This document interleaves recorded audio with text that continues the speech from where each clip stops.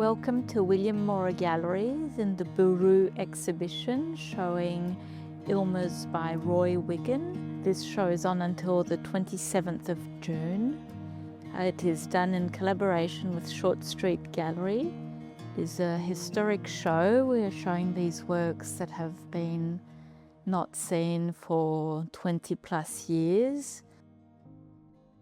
It is a great honour to have them here in the gallery for both Wiggan and William Mora, and the history that Short Street Gallery has with William Mora Galleries. I'd like to invite Emily Rohr to be part of this conversation, and Emily, with her expertise, can tell us a little bit about the stories that are held behind these ILMA. We are having this conversation in honour of two of the great men of the art world.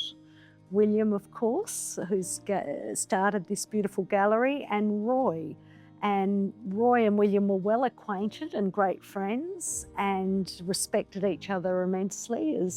And so I think it's very fitting that this show is being held here again to honour them both. And a lot of people may not know what ILMA are. ILMA are dance totems that are used by the Bardi people up north of Broome, which is where Roy Wiggan came from. He was born in a place called Sunday Island, which is off One Arm Point.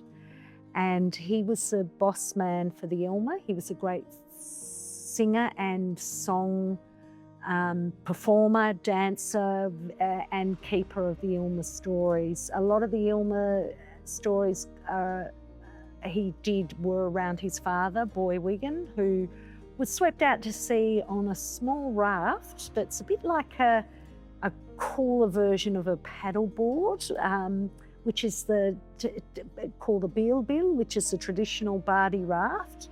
And he was fishing and paddling, and a storm came up, and it turned into a cyclone, and he got swept out to sea, and they all thought that he had died, but he had an incredible epic journey of survival, and a lot of the ILMA are depictions of those stories. So essentially the ILMA keep the law, and they come, when they are presented, they come with a song and a dance as well. So all the ILMA here have been danced with. And who can take part in the singing and dancing?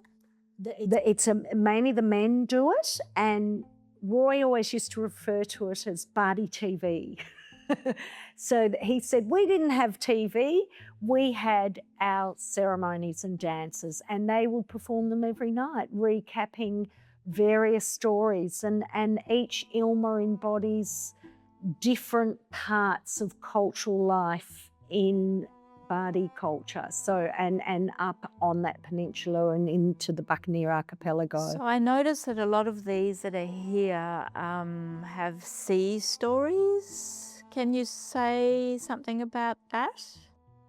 Well, the Bardi people are great seafarers, incredible. Roy was an incredible navigator. He was better than the GPS. So if you ever went out to sea, he didn't need. We could be out and not have any landmarks, and he'd know exactly what direction to steer the boat in. I think it's because they had such intimate knowledge of that country, and also that country was once, there was massive climate change. People think climate change is a new thing, but it's actually been around for eternity, and I've documented many stories particularly from north of Broome, about the sea being right out, and a lot of the land that's underwater now was actually above water. Roy would talk about the landscape under the sea that they had songs and stories for still, because they had passed it down through the practices of things like the ILMA ceremonies, and so they're used to pass on navigational tips about when to collect food or when to hunt. So you might get the diamond fish one, for example, here. That's about when the manta rays are fat and good to catch and how to catch them. So the songs will help teach the younger generation about how to survive in that seafaring country. And that they were great hunters, turtle, dugong, crocodile eggs. I mean, Roy's brother famously caught a troublesome croc that he kept on a leash in his front yard on Sunday Island at one point. So these stories then get immortalised into ILMA making. That's so interesting. So there's that aspect, but there's also the aspect where some of these ILMAs are about the past or about Roy's father. Look, the stories vary. So it's about survival. It's about the past. It's about each generation has to contribute to the law. The law is a living thing. It's a cultural thing, and each generation must contribute those stories. And how they do it, how Roy did it, he would be brought ILMA in dreams through the Ingada or the Rai spirits. There's two different spirits that live up there. The Rai are the little people, and then there's the more powerful one, Ingada. And I think there's stuff that I don't really know about concerning them, but I know that they would bring ILMA to Roy, and he would then make the ILMA and have a song with it. And as you just said, there's something quite that's always very contemporary, always moving. And for example, could you tell us a bit about that ILMA down there, which is called Through the Clouds, which talks about you as well? I actually didn't know that one was going to be in the show, but it's yes, so even down to Roy and I worked together for 30 years, which was a great honour and privilege, and I felt so lucky to have worked with him and got to know his family. And so we were great friends. We travelled a lot together. We went to exhibitions all over the world, but just before he died, actually, he brought that ILMA in. I'll get teary if I talk about this too much, but he brought it in and he said, I saw you last night flying, because a lot of the old law people can fly. I think it's like astral travelling. And he said, I saw you in my dreams flying, and they brought me an ILMA, and this is it. This is our story of our relationship working together. And he brought that ILMA in and sang a song for it that had come to him. And that's what's so beautiful about these ILMA. They're much larger than the normal size for the dancing ones. Oh, that was going to be a question, yeah. Because some of these are quite big. Would that be common or? No, that was particularly Willie had very long conversations with Roy about the visual arts aspect of it, because he felt that they were so, and so these are very rare things. These are very, very rare. I haven't seen many of this size, because they normally were handheld for dancing. So these are quite significant pieces that really are. Because it would be hard to dance with these bigger ones. Yeah, they are much. There was one, he did do a bill, I think, as well, as part of that collection, that he said two people would have to dance with it and hide behind it because it was the shape, they would hide behind it.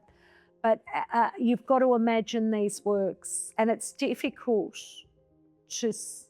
when you don't see them in the flesh. They're danced with at night by firelight. And some of these have perhaps the bigger ones, a very strong painterly quality. He was an artist. He had the soul of an artist, and he saw beauty. It's quite mesmerising. I don't know if it's a coincidence, but we had the opening last night and it was pouring with rain and it was really dark. And it's mostly the ones like this one over here is about dark rain. And this one here, it's the grey as well. And there's the story about his father that disappeared because of the dark rain. And so just keep on seeing that in the painterly aspect. When this morning I woke up, I went, of course Melbourne got this huge thunderstorm the night Roy is doing these pieces, because that's the power of the old laws, you know. That is the power of the lawmen and what they whole, and women too. The little women are very powerful as well, but they're, and the power of the ILMA. And is there anything to say about how they're made? What's the woven bits and the pieces of kapok? Well, just they're very much original objet trouve almost. There's some that have been made out of tin that the Burnt Museum has. They'll use kapok when it's in season. They'll use sometimes feather down. They used to use crushed coral to make the paints in the very old days before acrylic came. I think they're kind of testament to the practicality of what's available and working with, what is around you at the time and making do that incredible ingenuity of bush people. I think that there's power in the work because of the powerful landscape it comes from. So you really feel the landscape in this work. So on one level they're landscape, on one level they're family stories. So how we interact, on another they're encyclopedia. On or another they're testaments dances. They're extraordinary. So they're very dense. I think Australians are very lucky that we have such strong First Nation artists working that can share such an intimate knowledge of landscape, and it's been such a long continuum of things. We're very blessed to have that and access to that still. No one's continuing with the tradition of making them as art, whereas Roy felt very strongly, very, very strongly, in fact, because people would come and say to me, even the younger generation, oh, you shouldn't be showing these works, they're too sacred, they're too important. But for Roy,